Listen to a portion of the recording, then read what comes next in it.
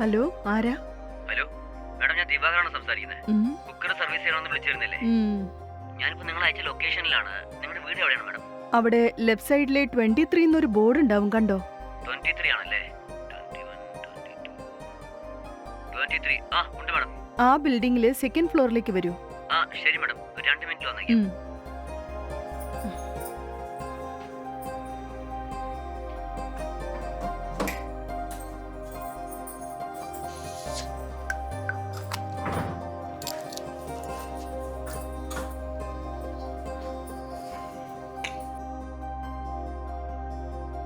Madam, നിങ്ങളല്ലേ ധന്യ? അതെ. ഞാനാ മാഡം, ദിവാകർ. ആ വരൂ, കേറി വരൂ. ആ. ഒന്ന് നിക്കേ, ഞാൻ പോയി കുക്കർ എടുത്തോണ്ട് വരാം. ആ ശരി.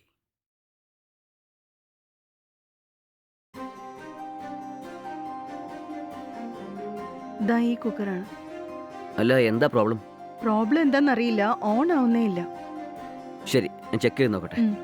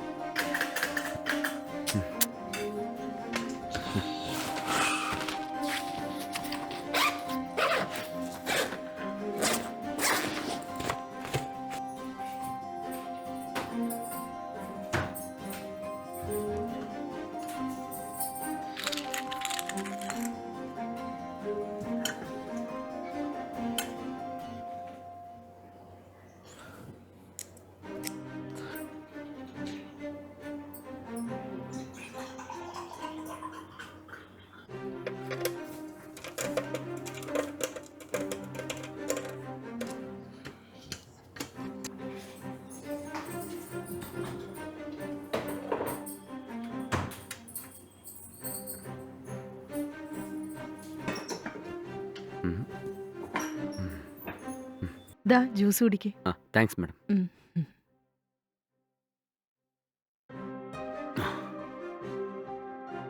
വേറൊന്നുമില്ല മാഡം, വയറ് കുറച്ച് ലൂസായിരുന്നു. ഓ, ഞാൻ അത് ശരി. ശരിയാക്കി. നിങ്ങൾ ചെക്ക് ചെയ്തോളൂ മാഡം, ഇനി ഇങ്ങനത്തെ പ്രോബ്ലം ഉണ്ടാവില്ല.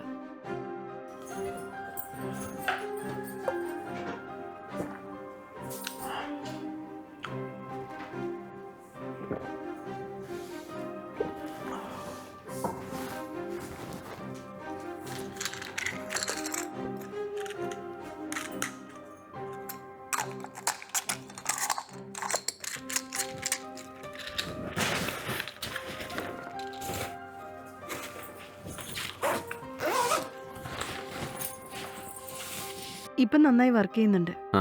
എത്രയായി? 500 രൂപ തരും മാഡം. ഒരു മിനിറ്റ്. ഉം.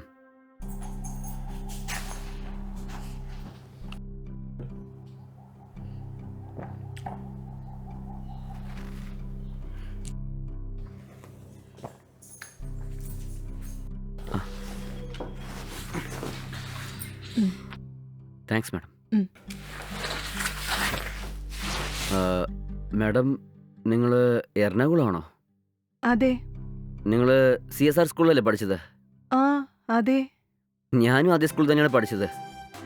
അതെയോ? ആ അതെ, നിങ്ങൾ എൻ്റെ സീനിയറാ. അതെയോ? നിങ്ങൾ 12th പഠിച്ചുകൊണ്ടിരിക്കുമ്പോൾ സാറ് പറഞ്ഞെന്ന് പറഞ്ഞ് നിങ്ങളുടെ ക്ലാസ്സിലേക്ക് വന്ന് ചൂരിൽ വാങ്ങിച്ചിട്ട് പോയിട്ടുണ്ട്. നിങ്ങൾ മറന്നും തോന്നുന്നു. ഒന്ന് നല്ലോണം ആലോചിച്ച് നോക്കുന്നേ. എന്നെ സ്കൂളിലെല്ലാവരും ദിവ ദിവ എന്നേ വിളിക്കൂ. ഉം. ഒരു തവണ PT ടീച്ചർ സൈക്കിൾ എടുത്തുകൊണ്ട് പോയെന്ന് പറഞ്ഞ് നമ്മുടെ സ്കൂളിൽ പഠിച്ച ചെക്കന്മാരെല്ലാവരും എന്നെക്കുറിച്ച് സംസാരിച്ചുകൊണ്ടിരുന്നില്ലേ? ആ. ഒന്ന് നല്ലോണം ആലോചിച്ച് നോക്കുന്നേ. ആ, എനിക്ക് ഇപ്പഴാ എല്ലാം ഓർമ്മ വരുന്നേ. ഏയ് ദിവാകർ, നീയായിരുന്നോ? ആ നിന്നെ വളരെ ചെറുപ്പത്തിൽ കണ്ടതാ, അതിനുശേഷം ഇപ്പഴാ കാണുന്നേ. അതിരിക്കട്ടെ, സുഖാണോ? ആ എനിക്ക് സുഖമാണ്. അല്ല, ആ PT ടീച്ചറിന്റെ സൈക്കിൾ നീ എന്താ ചെയ്തേ? അത് വേറെ ആരെങ്കിലും എടുത്തുകൊണ്ട് പോയതായിരിക്കും. പക്ഷേ ആ സൈക്കിൾ ഞാനാണ് എടുത്തുകൊണ്ട് പോയതെന്ന് സ്കൂളിലെ എല്ലാവരും എന്നെ സംശയിച്ചു. അല്ല, ഇവിടെന്താ ചെയ്യുന്ന? നിന്റെ വീട് എവിടെയുള്ള? എൻ്റെ വീട് ഇവിടെ തൊട്ടടുത്താ ഉള്ളത്. ഞാൻ പോളിടെക്നിക് കഴിഞ്ഞ ഉടനെ ഒരു കമ്പനിയിൽ ജോയിൻ ചെയ്തു. ഞാനിപ്പോൾ അതേ കമ്പനിയിൽ മാർക്കറ്റിംഗ് എക്സിക്യൂട്ടീവ് കം ടെക്നീഷ്യനായി ജോലി ചെയ്യുന്നു. ഓ, അതെയോ?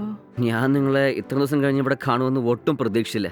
അതിരിക്കട്ടെ, നിങ്ങൾ സുഖമാണോ? എനിക്കെന്താ, ഒരു കുഴപ്പമില്ല. ശരി, അകത്തേക്ക് വാ, ഇരുന്ന് സംസാരിക്കാം. ഉം. വാ, ഇങ്ങോട്ടിരിക്കെ. ഉം.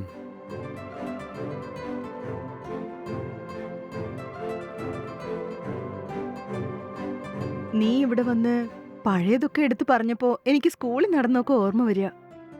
അങ്ങനെയാണോ? ഉം. ആ, ആ, അതിരിക്കട്ടെ, നിങ്ങളുടെ ഭർത്താവ് എവിടെയാണ്?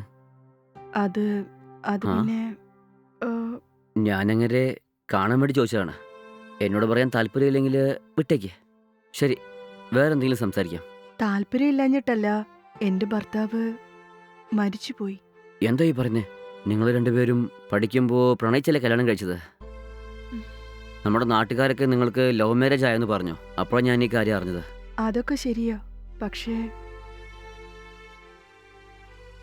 ഞങ്ങളുടെ കല്യാണം കഴിഞ്ഞിട്ട് 1 വർഷം പോലും തികഞ്ഞില്ല.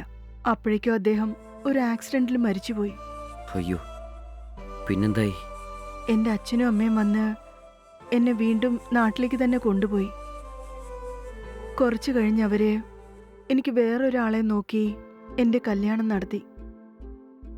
പക്ഷേ അദ്ദേഹവും കല്യാണം കഴിഞ്ഞ് 2 വർഷം തികയും മുമ്പേ മരിച്ചുപോയി.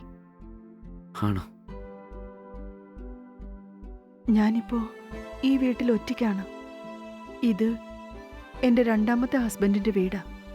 അദ്ദേഹം പോയ ശേഷം ഞാനിവിടെ ഒറ്റയ്ക്കാണ്. അല്ല, നിങ്ങളുടെ രണ്ടാമത്തെ ഭർത്താവ് മരിച്ചിട്ട് എത്ര ദിവസമായി? 3 വർഷം കഴിയാറായി. എന്നാ പിന്നെ നിങ്ങൾക്ക് വേറൊരു കല്യാണം കഴിക്കായിരുന്നില്ലേ? വേറെ ഒരു കല്യാണമോ? ആദ്യത്തെ കല്യാണം ഞാൻ ആഗ്രഹിച്ച ആളോടൊപ്പം നടന്നു. പക്ഷെ അദ്ദേഹം മരിച്ചുപോയി. 2ാമത്തെ കല്യാണം എന്റെ അച്ഛനും അമ്മയും എനിക്ക് വേണ്ടി നോക്കിയ ആളോടൊപ്പമാണ് നടന്നത്. പക്ഷെ അദ്ദേഹവും എന്നെ ഒറ്റയ്ക്കാക്കിയിട്ട് പോയി. നീ പറഞ്ഞതുപോലെ മറ്റൊരു കല്യാണം കഴിക്കാൻ പറഞ്ഞതാ എല്ലാരും. എന്നെ കല്യാണം കഴിച്ചാ അദ്ദേഹവും മരിച്ചു പോവുമെന്ന് എനിക്കെന്തോ ആകെ പേടിയായി. ചിലപ്പോൾ എന്റെ ഭാഗ്യദോഷം കൊണ്ടായിരിക്കാം എന്നെ കല്യാണം കഴിക്കുന്നവരൊക്കെ മരിച്ചു പോകുന്നത്. ഇടയ്ക്കിടയ്ക്ക് അങ്ങനെ എന്റെ മനസ്സിൽ തോന്നിക്കൊണ്ടേയിരിക്കും. എന്തു ചെയ്യാനാ? ആ ഭഗവാൻ ഞാൻ ഒറ്റയ്ക്ക് ജീവിക്കണമെന്ന് എന്റെ തലയിൽ എഴുതിയിട്ടുണ്ടോ ആവോ? ആരെക്കൊണ്ട് എന്തു ചെയ്യാൻ പറ്റും? ഞാൻ വേറൊരാളെ വീണ്ടും കല്യാണം കഴിച്ച് അദ്ദേഹവും മരിച്ചു പോയാൽ പിന്നെ എനിക്ക് സമാധാനമായിട്ട് ജീവിക്കാൻ പറ്റുമോ? അതുകൊണ്ടാണ് ഇനിയുള്ള ബാക്കി കാലം ഇങ്ങനെ ഒറ്റയ്ക്ക് തന്നെ ജീവിക്കാന്ന് ഞാൻ തീരുമാനിച്ചിരിക്കുന്നത്. ഇങ്ങനെ ഇരിക്കുന്നതാണ് എനിക്കും മറ്റുള്ളവർക്കും നല്ലതെന്ന് തോന്നി. അതാ മറ്റൊരു കല്യാണം കഴിക്കാഞ്ഞ്.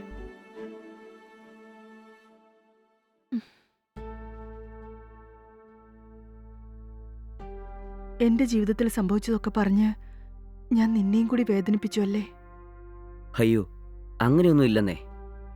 എന്റെ വിഷമങ്ങളൊക്കെ ആരോടേലും പറഞ്ഞാ എന്റെ മനസ്സിലെ ഭാരം കുറയുമല്ലോ എന്നോർത്താ നിന്നോട് ഞാനെല്ലാം പറഞ്ഞത്. അത് ശരിയാ, നിങ്ങൾ പറഞ്ഞതുപോലും ശരിയാണ്. എന്നാ ശരി, ലേറ്റ് ഞാൻ പോകട്ടെ. ഒന്നും വിചാരിക്കരുതേ.